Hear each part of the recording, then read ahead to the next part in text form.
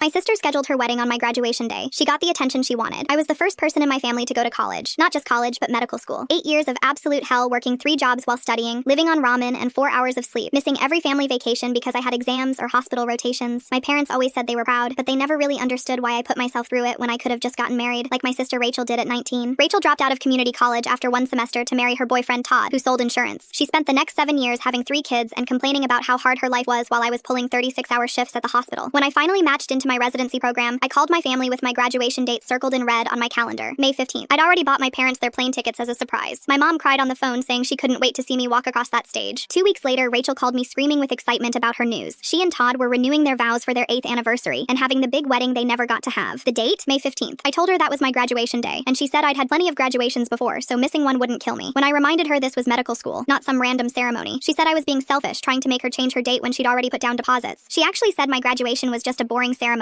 but her wedding was a once-in-a-lifetime event. I asked her what about her first wedding, and she hung up on me. Rachel immediately called our parents crying about how I was trying to ruin her special day. She told them I demanded she change everything, just so people would pay attention to me. She said I'd always been jealous of her beautiful family and was trying to sabotage her happiness. My mom called me disappointed, saying Rachel already paid for the venue and it would be such a waste of money to change it. My dad said I could just get my diploma mailed to me. They chose her wedding. I said I understood completely and wished Rachel all the best. Then I got strategic. First, I called my extended family personally to let them know about my graduation. My aunts, uncles, cousins, and everyone who'd watched me struggle through school. I told them how much it would mean to have them there since this was such a huge accomplishment. Every single one of them already knew about Rachel's wedding, but when they heard it was the same day as me becoming a doctor, they all said they'd rather come to my graduation. My uncle, who paid for some of my textbooks, said he wouldn't miss seeing his investment pay off. My grandmother, whom Rachel was counting on to pay for the flowers, said she'd rather see her granddaughter become a doctor than watch Rachel get married again to the same man. Then I reached out to all our family friends, the ones who'd known us since we were kids. I told them how excited I was to finally be done after 8 years of sacrifice. They all picked my graduation. Even Rachel's own godmother said she'd already been to one of Rachel's and didn't need to see another. The best part was when I called Todd's parents. They'd always felt bad that they missed my white coat ceremony because of one of Rachel's tantrums. When they heard she scheduled her vow renewal over my medical school graduation, Todd's mom was furious. She said Rachel was selfish and they'd be at my graduation to support someone who actually accomplished something. 2 weeks before the big day, Rachel realized her guest list had shrunk from 150 to about 20 people. She called me sobbing, demanding I tell everyone to come to her wedding instead. I played dumb and said I thought she didn't want selfish people at her celebration anyway. She tried to get our parents to force people to choose her, but my mom was too embarrassed to call anyone after they'd already picked my graduation. Rachel had to call off the renewal because the venue required a minimum head count she couldn't meet.